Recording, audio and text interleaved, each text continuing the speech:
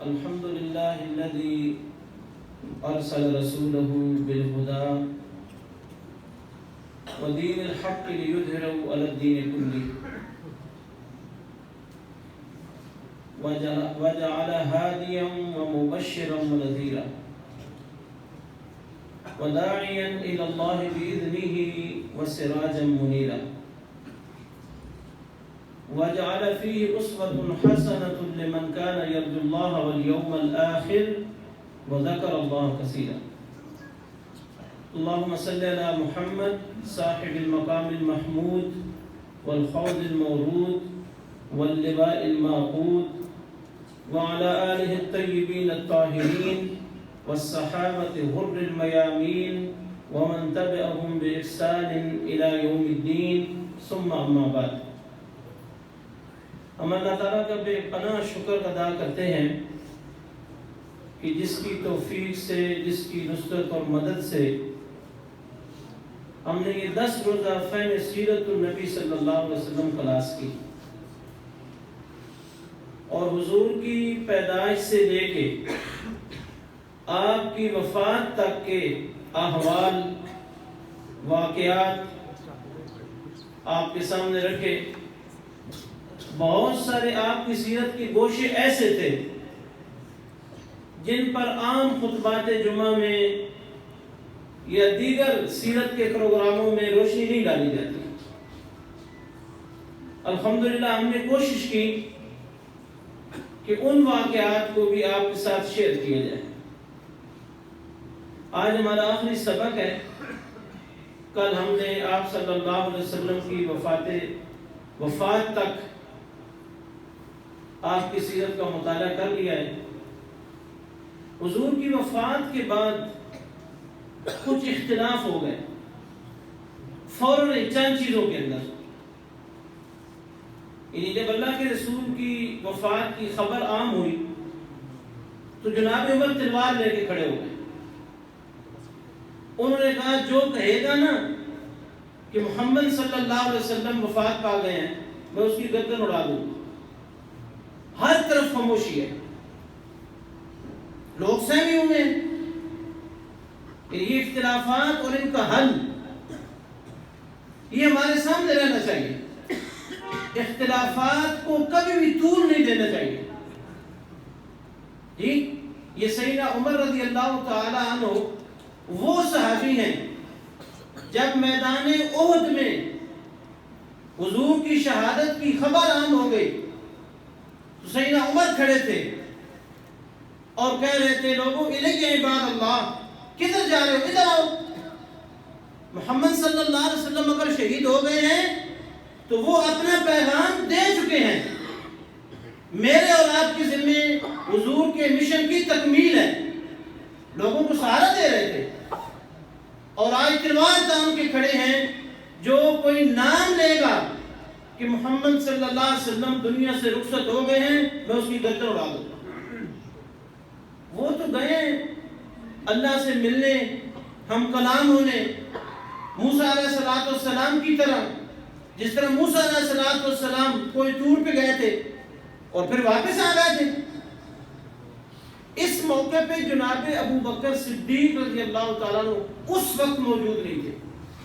کل ہم نے پڑھا تھا کہ جس دن آپ کی وفات ہوئی نا اس دن صبح فجر کی جماعت ہو رہی تھی اور نبی محترم صلی اللہ علیہ وسلم نے اپنے حجرے کا پردہ اٹھا کے دیکھا کہ آپ کی جماعت اللہ کی اطاعت میں کھڑی ہے. آپ مسکراتے رہے، تبسم فرماتے رہے. سیدنا ابوبکر صدیق پیچھے ہٹنا چاہ رہے تھے کہ شاید اللہ کے رسول آ رہے ہیں. آپ نے اشارے سے روک دیا. کافی دیر تک تبسم فرمانے کے بعد آپ نے پردہ نیچے کر دیا اور حجرے میں تشریف لے گئے. جناب ابوبکر صدیق کو حوصلہ ملا کہ اللہ کے رسول کی صحت بہتر ہے اور وہ آپ سے اجازت لے کے آپ کی فیملی عوالی مدینہ کے اندر رہتی تھی اس طرف چلے گئے. اور پیچھے اللہ کے رسول صلی اللہ علیہ وسلم کی چاشت کے وقت وفات ہو گئی. مدینہ میں ہنگامہ تھا. جناب عمر کھڑے ہیں. جناب ابوبکر صدیق کو بلایا گیا، اطلاع دی گئی آپ تشریف لے آئے. آپ نے سارا منظر دیکھا کہ لوگ سہمے ہوئے ہیں، تلوار تان کے ایک شیر کھڑا ہے اور وہ کسی کو نام نہیں لینے دے رہا کہ حضور وفات پا گئے. جناب ابوبکر صدیق سیدھا حجرے میں گئے, جا کے دیکھا, آپ کے چہرے مبارک سے پردہ ہٹایا, بوسہ دیا اور کہا کہ بے شک آپ اپنے رب کے حضور پہنچ چکے ہیں. اللہ آپ کے اوپر دو موتیں نہیں بھیجے گا, ایک ہی موت آپ کے لیے. باہر آئے تو جناب عمر کو کہا بیٹھے. جناب عمر نہیں بیٹھ رہے. جی اب تنازع نہیں کھڑا کر دیا کہ کیوں نہیں بیٹھ رہے, کوئی آواز نہیں اٹھائی. جناب عمر نہیں بیٹھے اور جناب ابوبکر صدیق کھڑے ہو گئے, خطبہ پڑھا اور خطبے کے بعد کہا اما بعد یا ایھا الناس من کان یعبد محمدا فإن محمدا قد مات. لوگوں جو کوئی محمد صلی اللہ علیہ وسلم کی عبادت کرتا تھا وہ جان لے کہ محمد اپنے رب کے حضور پہنچ چکے ہیں. من کان یعبد اللہ فإن اللہ حی لا یموت. جو کوئی اللہ کی عبادت کرتا تھا وہ جان لے اللہ زندہ ہے, اس کو کبھی موت نہیں آئی. وما محمد الا رسول قد خلت من قبله الرسل افإن مات او قتل انقلبتم على اعقابكم. جناب عمر یہ آیت سنی اور دھڑام سے نیچے گرے اور فرماتے ہیں کہ مجھے ایسے لگا کہ یہ آیت ابھی نازل ہوئی ہے. آیت کے اندر کیا بتایا جا رہا ہے؟ محمد اللہ کے رسول ہیں. اس سے پہلے بھی رسول آئے اور وہ اپنی ذمہ داریاں اور ڈیوٹیاں دے کے چلے گئے. اور اللہ کا ارشاد ہے نا صحت کے اندر, اللہ کہہ رہے ہیں کہ لوگوں اگر وہ فوت ہو گئے ہیں یا قتل کر دیے گئے ہیں, یہ جنگ احد کے بعد یا جنگ احد کے موقع پہ آیت نازل ہوئی تھی, تو کیا تم الٹے پاؤں پھر جاؤ گے؟ کیا بے دین ہو جاؤ گے؟ وہ تو اپنا فرض ادا کر کے گئے ہیں. جناب ابوبکر صدیق رضی اللہ تعالیٰ عنہ نے امت کو تسلی دی اور تنی ہوئی تلواروں کو نیچے گرا دیا اور امت کو بتایا اختلافات رونما ہوتے رہتے ہیں لیکن ان کا حل ہم نے تلاش کرنا ہے. آپ نے اپنی قوت کو پارا پارا نہیں کرنا.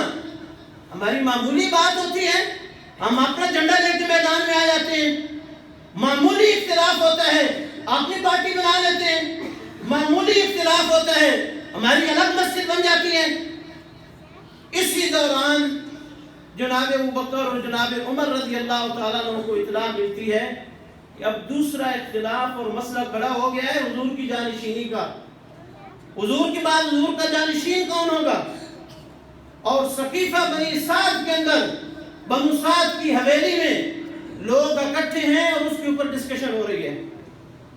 انصار کہہ رہے ہیں کہ انصار سے ہو, مہاجرین کہہ رہے ہیں کہ مہاجرین سے خلیفہ ہونا چاہیے, کچھ لوگ یہ کہہ رہے ہیں کہ ایک خلیفہ انصار سے ہو اور ایک خلیفہ مہاجرین سے ہو, کچھ یہ کہہ رہے ہیں کہ ہم ٹرمز طے کر لیتے ہیں, ایک سال خلیفہ انصار کا ہو اور ایک سال خلیفہ مہاجرین کا ہو. یہ ساری ڈسکشن ہو رہی تھی, کوئی فیصلہ نہیں ہوا, اختلافی آ رہی تھی. جناب ابوبکر صدیق رضی اللہ تعالیٰ عنہ, جناب عمر رضی اللہ تعالیٰ عنہ فوراً تشریف لے گئے. آپ کے ساتھ جناب عثمان بھی تھے, جناب علی بھی تھے, سارے لوگ تشریف لے گئے وہاں پہ. اور سیدنا عمر آگے بڑھے. اب سیدنا عمر تسلی دے رہے ہیں, اس موقع پہ جناب ابوبکر نے تسلی دی. اب جناب عمر کھڑے ہوئے. جناب عمر نے ساری رائے سننے کے بعد کہا لوگوں جس فرد پر اللہ کے رسول آخری وقت تک مطمئن رہے اور جس سے زندگی بھر میں جس کی ساری سرگرمیوں سے آپ راضی رہے اور جس کے بارے میں اللہ کے رسول یہ فرما گئے ہیں کہ میں سب کے احسان کا بدلہ دے چکا ہوں, ابوبکر کے احسان باقی ہیں, جس پر اللہ کے رسول آخری وقت تک راضی تھے, میں اس کے ہاتھ کے اوپر بیعت کرتا ہوں. جناب ابوبکر کا ہاتھ پکڑا اور جناب عمر نے ان کے ہاتھ کے اوپر بیعت کی. بس اتنا ہی کام تھا. ہمارے مسجد مہمان جناب محترم حضرت علامہ مولانا محمد جاوید قصوری صاحب تشریف لا چکے ہیں, فلیتفضل مشکورا. نعرہ تکبیر, نعرہ تکبیر.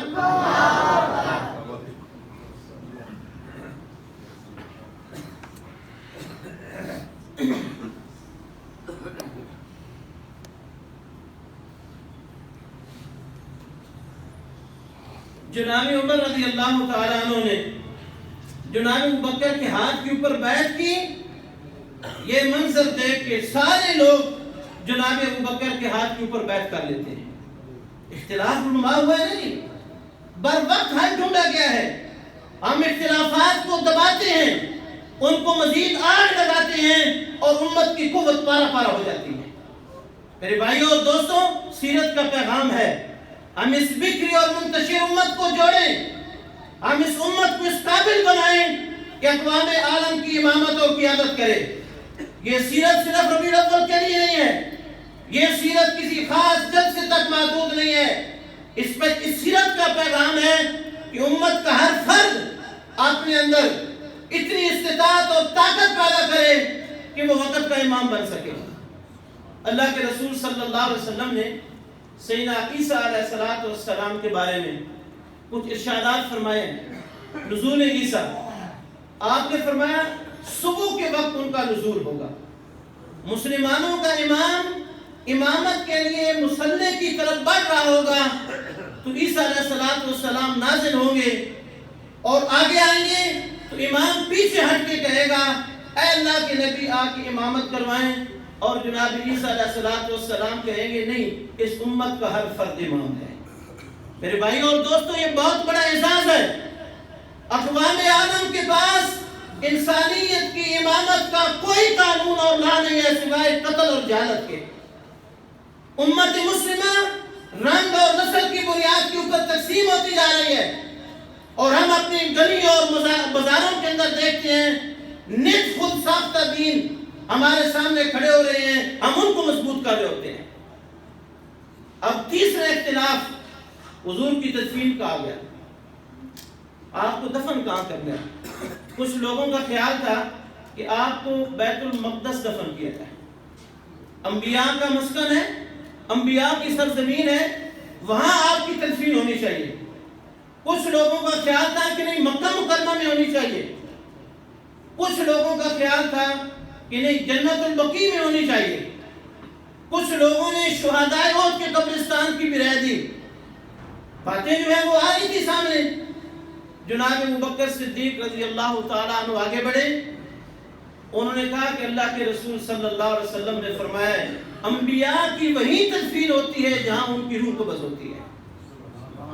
آپ کی چارپائی پیچھے ہٹائے گی اور اسی جگہ کے اوپر قبر کھودی گئی, اور اسی جگہ پہ آپ کو ام المؤمنین اما عائشہ رضی اللہ تعالیٰ عنہ کا حجرہ ہے جہاں آپ کی تدفین ہوئی ہے. جو جاننے والے ہیں وہ تو میدان میں ہے جی, وہ بھی اپنے علم اور فتووں کو لے کے مسجدوں میں بیٹھ جائیں, تعلیمی درسگاہوں کے اندر بیٹھ جائیں, اور عوام الناس کی امامت اور قیادت شرابیوں کے ہاتھوں دے دیں, کبھی بھی یہ امت دنیا کی امامت نہیں کر سکتی. اس امت کی امامت کے لیے وقت کی امامت عادل اور امین اور صادق کے پاس ہونی ہے, تب امت کے اختلافات بھی دبیں گے اور امت کے اندر وہ قوت پیدا ہوگی کہ اقوام عالم کی امامت کرے. میرے بھائیوں اور دوستوں, اس کے بعد اگلا اختلاف ایک سامنے آیا, آپ کی قبر مبارک کیسے کھودی جائے. مدینہ میں دو طرح کی قبریں کھودی جاتی تھی. ایک شکی تھی بالکل سیدھی, اور ایک لاہتی تھی سامی والی. کچھ لوگ کہہ رہے ہیں شکی کھودنی چاہیے, کچھ لوگ کہتے ہیں کہ نہیں لاہت والی کھودنی چاہیے. ابھی کوئی فیصلہ نہیں ہو پا رہا تھا. ایک صحابی کھڑے ہوئے, انہوں نے کہا ایسا کریں بندہ دونوں کی طرف بھیج دیں, شکی قبر کھودنے والے کی طرف بھی اور لاہتی قبر کھودنے والے کی طرف بھی, جو پہلے آ جائے گا وہ قبر کھودے گا.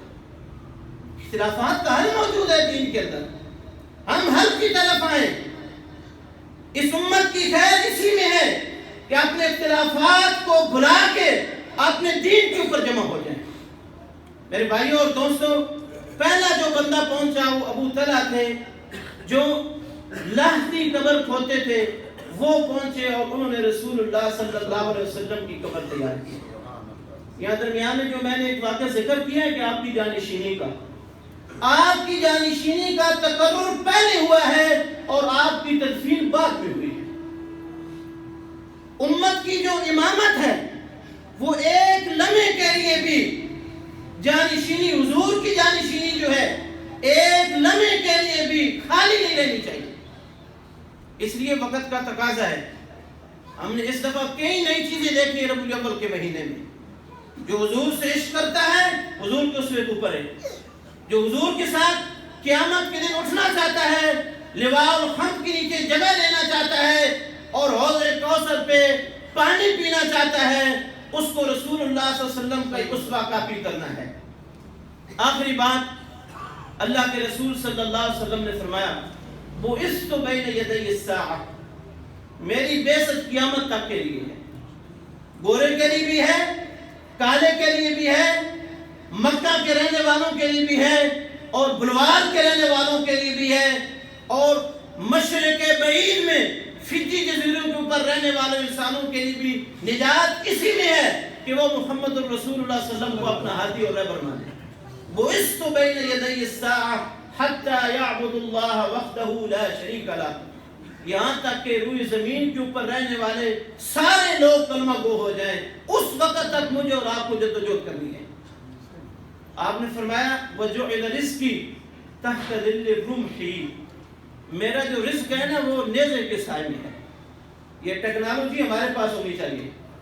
اسلحہ ہم بیچنے والے ہوں, دنیا میں اسلحہ کی قیمتیں ہم مقرر کریں, ہم کیوں غیروں کے مقرر کے اوپر ہیں؟ ہم نے اللہ کے رسول صلی اللہ علیہ وسلم نے فرمایا وجعل رزقی تحت ظل رحمی وجعل الذلۃ والصغار علی من خالف امری. غور سے سنیں آپ صلی اللہ علیہ وسلم نے فرمایا وجعل الذلۃ والصغار علی من خالف امری, جس نے میرے طریقے کی مخالفت کی اللہ اس کے اوپر ذلت اور متعدی مسلط کر دے گا. آج امت کے اوپر کیا ہے؟ وسائل سے مالا مال امت ہے, بہترین وسائل اس امت مسلمہ کے پاس ہیں, ذلت اور متعدی مسلط ہے. ہمیں ہر وقت ڈراتے رہتے ہیں تمہارا کھانا پینا بند کر دیں گے. پھر آپ صلی اللہ علیہ وسلم نے فرمایا وَجُعِلَ الذِّلَّةُ وَالصِّغَارُ عَلَى مَنْ خَالَفَ أَمْرِي وَمَنْ تَشَبَّهَ بِقَوْمٍ فَهُوَ مِنْهُمْ, جو دوسری قوموں کی نکالی کرے گا قیامت کے دن انہی میں اٹھایا جائے گا. لاکھ دفعہ وہ تسبیح پڑھتا رہے اور غفل پڑھتا رہے. جو رہن سہن میں, اٹھنے بیٹھنے میں, اپنی سوشل اور آئلی زندگی کے اندر مغربی قوموں کی نکالی کرے گا, یہ فتویٰ کسی مفتی کا نہیں ہے. سب سے بڑے مفتی اعظم محمد رسول اللہ صلی اللہ علیہ وسلم کا فتویٰ ہے, اگر میرے ساتھ اٹھنا ہے تو میرے اسوے کو اپنانا ہے. میرے بھائی اس سیرت کا پیغام ہے, ہم حضور کی زندگی کو پڑھیں. جیسا کہ ہم نے کل بھی اعلان کیا تھا, ہم نے آپ کے لیے اہتمام کیا ہے سیرت کی 2 کتابیں جو انتہائی سہل ہیں, آسان ہیں. آپ 4-5 کلاس کے بچے کو بھی اپنے گھر میں دے کے اس سے پڑھوا کے بھی سن سکتے ہیں, حیات طیبہ اور محمد عربی صلی اللہ علیہ وسلم. آپ نے وہ قیمتاً لینی ہے. کل ہم نے اعلان کیا تھا کہ یہ 2 کتابیں آپ قیمتاً لے کے جائیں. بہر ہمارے ٹیبل لگے ہوئے ہیں, وہاں ساتھی موجود ہوں گے, آپ لے جائیں, خود اپنے گھر میں پڑھیں, آگے گفٹ کریں. حضور کی سنت اور سیرت کو معاشرے میں عام کریں. آپ دیکھنا ہمارے معاشرے کا امن بحال ہو جائے گا. کوئی ڈکیتیاں نہیں ہوں گی, کوئی چور پیدا نہیں ہوں گے, امانت دار لوگ پیدا ہوں گے. ہمارے گھروں کے اندر حضور کی سیرت کے اوپر کوئی کتاب ہی نہیں ہے.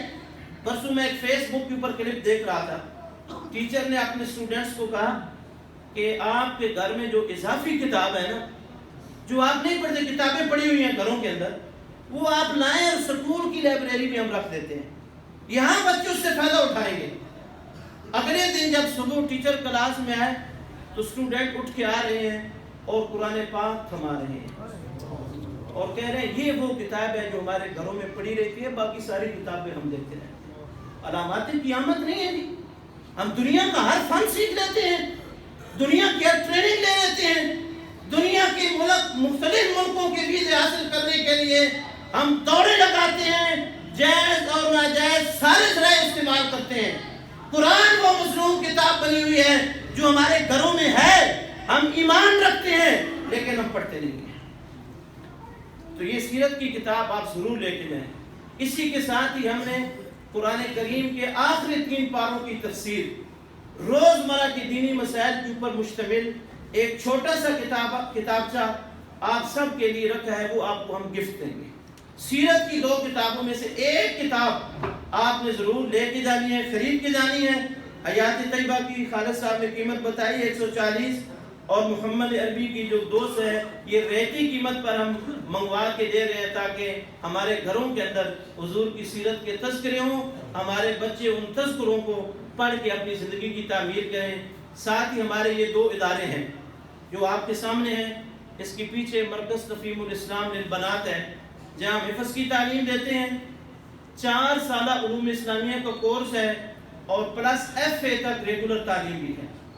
اسی کے ساتھ ہی ہمارا یہ ادارہ ہے، اس میں ایک تو ہمارا سکول ہے جس میں ہماری بچیاں پڑھتی ہیں لوکل اور پڑھ کے چلی جاتی ہیں، 10 کلاس تک ہے، اور ساتھ ہی دارالعلوم جامعۃ الاخوت جہاں حفظ کا شعبہ ہے، اور اس سال ہم نے علوم اسلامیہ شروع کیا ہے، اس کو 6 اسلامیہ کے نام سے ہم نے پہلی کلاس آن کی ہے، جس میں ہم باقاعدہ سکول بھی پڑھا رہے ہیں اور ساتھ ہی ہم باقاعدہ علوم اسلامیہ کی تعلیم بھی دے رہے ہیں۔ میری آپ سے درخواست ہے آپ ان اداروں کے دستے بازو بھی بنیں، اپنے بچوں کو بھی یہاں بھیجیں۔ ہم بغیر کسی مسلک اور لڑائی جھگڑے کے قرآن و سنت کی تعلیم دیتے ہیں، ہم سب کا مسلک قرآن اور سنت ہے، ہم وہی پڑھاتے ہیں، کبھی کسی کو اپنی باتوں کے اوپر ٹوکا نہیں، سیدھی اور سچی بات بتاتے ہیں، اور ہمارے اندر یہ جذبہ ہے کہ ہم اپنے بچوں کی تعمیر اس طرح سے کریں کہ کل وہ امت کو جوڑنے والے ہوں اور اختلافات سے نکالنے والے ہوں۔ اللہ تعالیٰ مجھے بھی یہ کام کرنے کی توفیق عطا فرمائے اور آپ سب کو بھی یہ کام کرنے کی توفیق عطا فرمائے۔ آپ سب دوستوں کا شکریہ، 10 دن آپ ہمارے ساتھ رہیں، اور انشاءاللہ ہم آئندہ بھی توقع رکھتے ہیں جب کبھی بھی ہم فہم قرآن، فہم سیرت النبی صلی اللہ علیہ وسلم یا احکام القرآن کے اوپر جو ہماری کلاسز ہوں گی، امید ہے کہ آپ ضرور اس کے اندر بھی شریک فرمائیں گے، شرکت فرمائیں گے۔ جزاک اللہ خیر۔